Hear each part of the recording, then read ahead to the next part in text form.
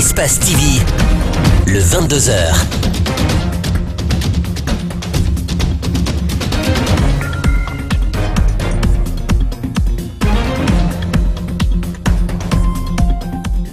Bonsoir à tous. À la une de l'actualité nationale, Conakry ville propre, l'heure n'est plus à la sensibilisation. L'appel à une action citoyenne lancée par le gouvernement guinéen semble entendu et compris. Des citoyens se sont massivement mobilisés ce samedi dans le cadre de la deuxième phase du programme d'urgence d'assainissement.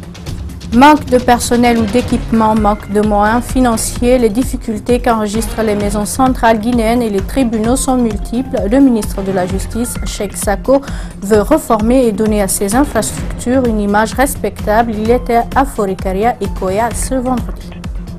Carlos Puigdemont est arrivé en Belgique. Sa détention en Allemagne ne semble pas affecter son obstination. L'ancien président des indépendantistes de la Catalogne promet de continuer le combat des séparatistes. Je vous le disais à l'instant, le ministre de la Justice était en tournée ce vendredi dans les prisons et les justices de paix de Forikaria et Koya.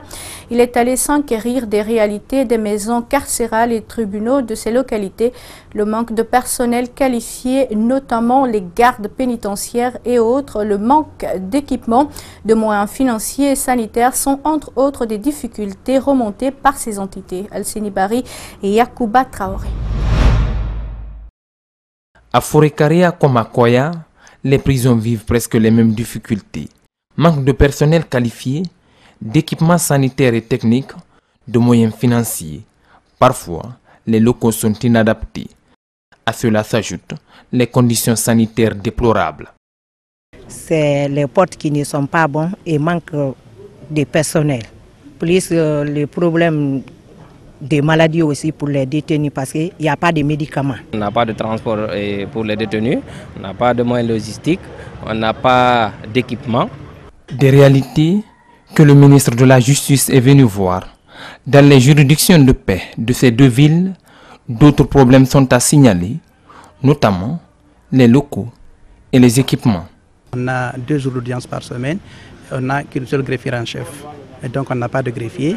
Et en principe, le magistrat, quand il travaille, il faut forcément qu'il y ait un greffier à ses côtés. On a 2 juges d'instruction. En principe, il fallait qu'il y ait également deux greffiers. Toutefois, pour professionnaliser l'administration pénitentiaire et réduire les cas d'évasion des détenus, le garde des Sceaux a entamé la formation de plus de 600 gardes, mais pas seulement. Il y a des régisseurs qui ont été formés en France. Avant, il n'y avait absolument aucune formation dans ce secteur. Et ils sont allés en France, ils ont subi des formations. Ici aussi, des séminaires de formation, des ateliers ont été organisés. C'est donc une aubaine pour le ministre de toucher du doigt ces différentes réalités. Il a tenu à réaffirmer sa détermination à poursuivre les réformes envisagées par son département. Donc ça, je vais faire remonter ça au-delà même du département, au niveau du budget, puisqu'il y a des questions, d'autres questions qui se posent. Ce qui est important surtout, c'est la sécurisation au niveau des prisons. Donc tout ça va dans le sens de l'excellence de nos maisons de détention. Des réformes difficiles à se matérialiser, mais qu'il espère bien achever. Syndicats et forces sociales entendent unir leurs forces pour tirer sur la même direction. La rencontre aujourd'hui a juste permis aux deux entités de renouveler leur confiance réciproque.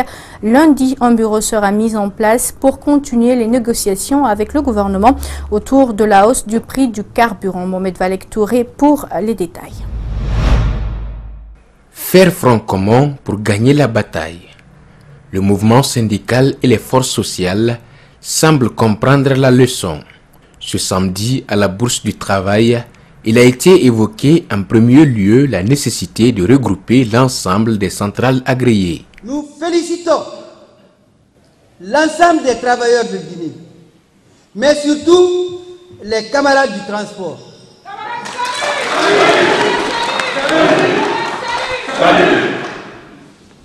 De Conakry jusqu'à l'intérieur du pays. Nous les félicitons et nous les encourageons.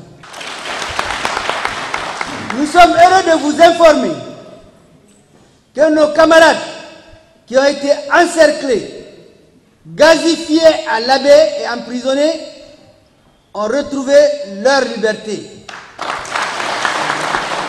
La rencontre s'est tenue en présence des représentations syndicales de la société d'exploitation de l'aéroport de Conakry et de l'agence de la navigation aérienne.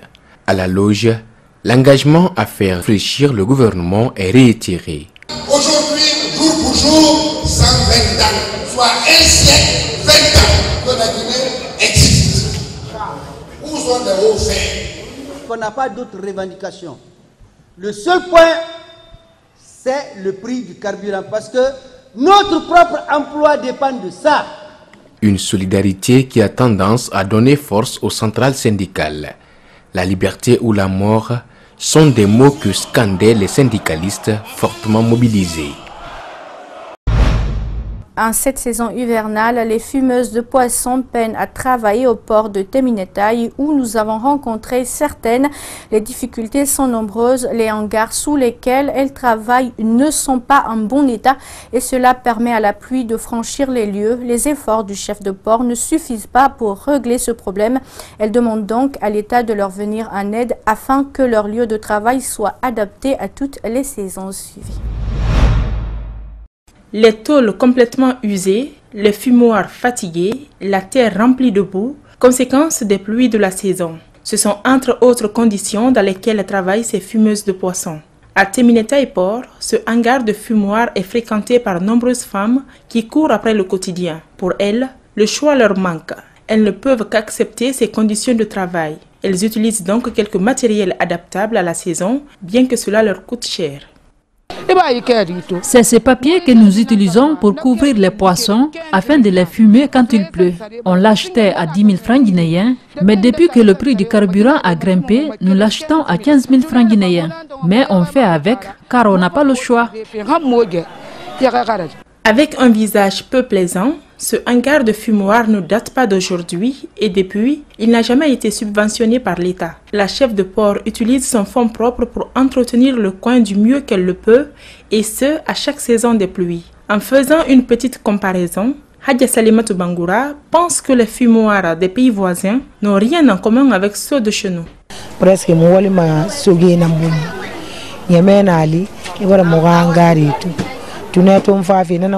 quand c'est la saison sèche, nous travaillons sous le soleil et quand c'est l'hivernage, c'est sous la pluie. Notre hangar n'est vraiment pas en bon état et les conditions de travail aussi. Je me débrouille avec fonds propres pour entretenir ce hangar, mais cela ne suffit pas. Donc il faudrait que l'État nous vienne en aide.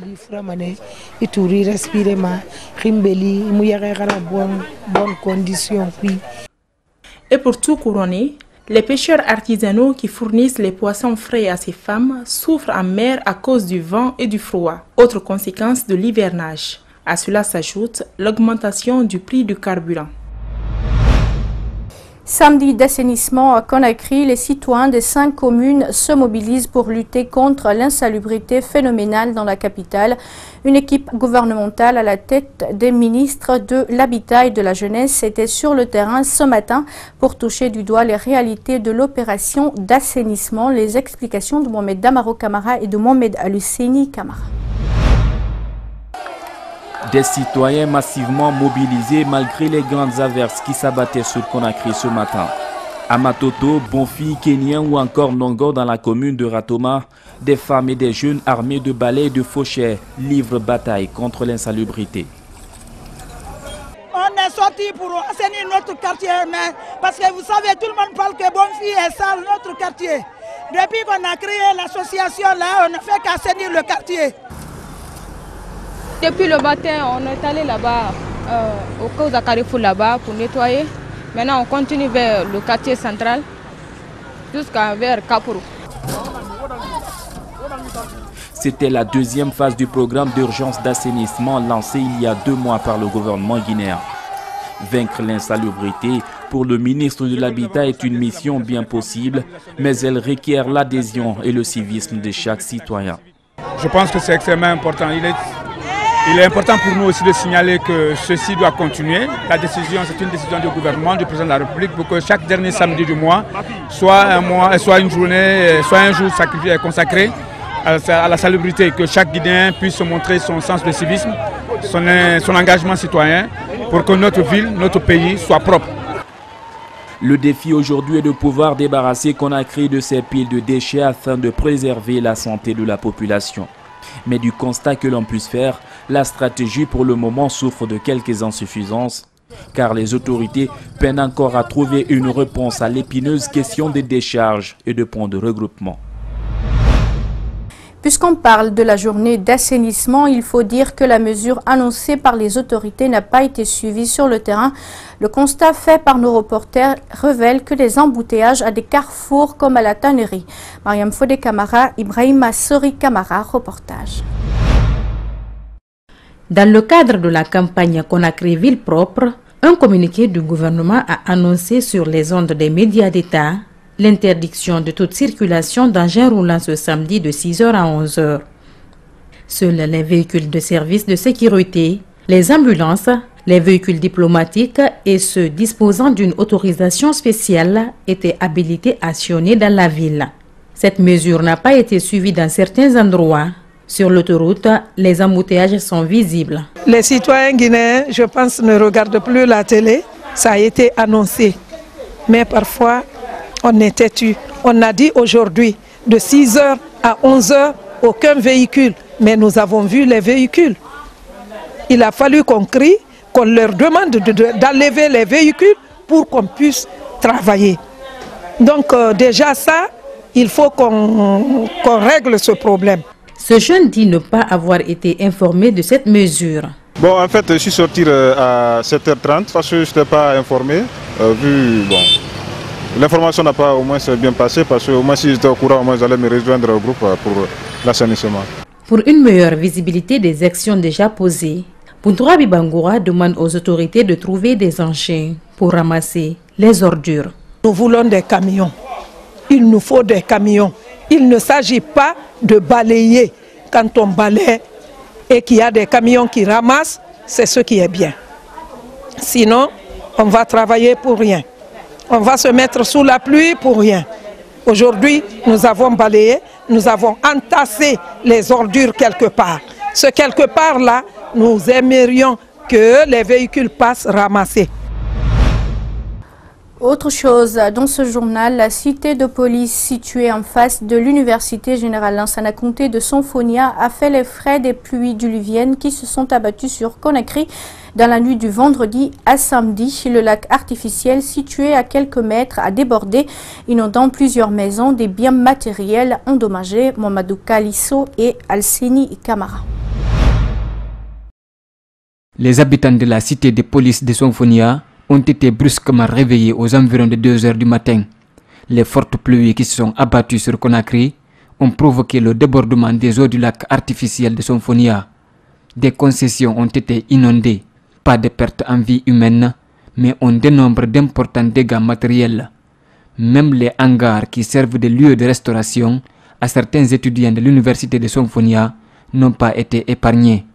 Selon les témoignages des victimes, depuis plusieurs années, la cité de police de Sonfonia paye les frais de la montée des eaux du lac. Comme aujourd'hui par exemple, l'eau est venue, il est rentré dans les maisons, il a mouillé tous les meubles qui sont là, les télévisions, nos sacs de riz à bouffer. Un enfant même a failli être perdu parce qu'on était occupé, il s'est réveillé, il est sorti de lui seul. Cette inondation serait due à la restriction du canal d'évacuation de ce lac artificiel. Un château d'eau construit tout près du canal, il y a quelques années, ne permet plus l'écoulement normal de l'eau. Celui qui a creusé ce lac-là, à usage de pisciculture, a fait construire une porte de respiration du lac. Quand l'eau est abordée, c'est là qu'il ouvre pour faire sortir l'eau. Bon, maintenant lui il est venu, il a construit un château d'eau derrière cette portière de respiration du lac. Maintenant pour lui, il est obligé de fermer hermétiquement pour que son château d'eau puisse être plein. Cette semaine seulement, plusieurs quartiers de Conakry ont été victimes d'inondations alors que le mois d'août n'a pas commencé. Ils sont 159 étudiants, dont 92 filles qui viennent de clore leur cursus universitaire. C'est la 9e promotion de l'Université Mercure International depuis sa création en 1998. Ce sont de nouveaux diplômés en communication, journalisme, sociologie et MIAGE qui se retrouvent sur le marché de l'emploi au moment où le chômage des jeunes en Guinée est un défi majeur. Reportage. Une cérémonie colorée pour célébrer le parcours de 150 étudiants de l'Université Mercure International de Conakry. Après 4 années d'études universitaires, ils obtiennent leur diplôme, le fameux Sésame. Comme on le dit souvent, chose due, chose promise, chose due. La promesse est une dette. Aujourd'hui, cette cérémonie de remise de diplôme est le fruit des années d'efforts. C'est des promesses qu'on a eu à tenir à l'endroit de nos parents, qu'on a réalisées aujourd'hui. Alors je nous exhorte tous, je nous souhaite tous bonne chance sur le marché de l'emploi. C'est la 9e promotion LMD sortante depuis la création de cette université. Ces étudiants sont diplômés en communication, journalisme, sociologie et MIAGE. Tous sont assurément prêts à affronter les dures réalités du marché de l'emploi. Leur qualification a été bien forgée de l'avis de la fondatrice de l'université. Nous avons des opportunités avec les entreprises et cela permet aujourd'hui à nos étudiants à la sortie d'avoir une certaine compétence puisque des fois ils sont en alternance, ils ont des stages et donc ils évoluent entre stages et études. En mettant un accent particulier sur la formation, le directeur national de l'enseignement supérieur privé tient un discours d'espoir. Nous avons vocation de former. On ne va pas arrêter la formation à cause d'eux. Nous formons. À l'avenir, ça va changer. Il y aura beaucoup d'entreprises et les étudiants vont avoir de l'emploi. Mais nous avons conseillé de diversifier leur formation. Il ne faut pas s'arrêter. Moi, je suis comptable, alors c'est fini, je ne fais rien. Non. Une remise de diplôme mémorable qui est avant tout le fruit de l'effort, de la persévérance et le sacrifice consenti durant les nombreuses années d'études.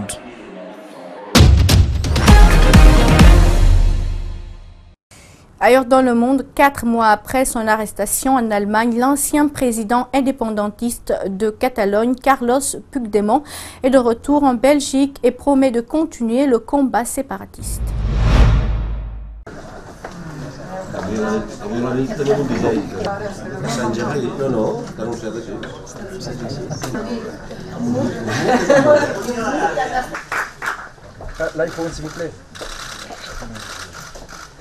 The journey will not end until all political prisoners are released.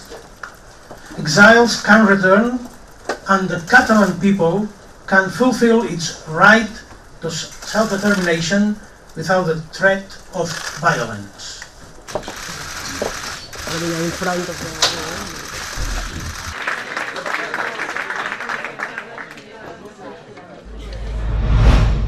La plus longue éclipse totale de lune du siècle a fait rougir notre satellite. Vous le verrez ce vendredi, éblouissement des spectateurs dans le monde entier, tandis que la planète Mars, quasiment et plus près de la Terre, était pleine d'éclats. Suivi.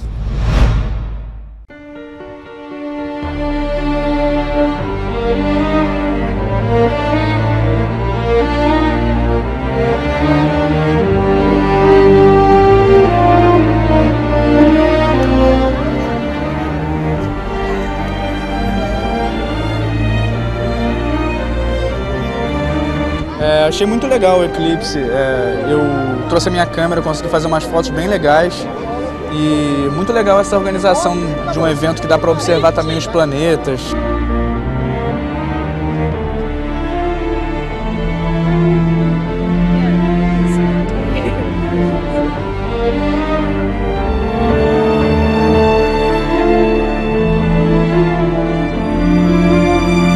And as always happens during a total lunar eclipse, the moon will turn a reddish colour. This is going to be a very long eclipse. It's the longest one this century. And the moon will be inside the darkest part of the shadow for about 104 minutes.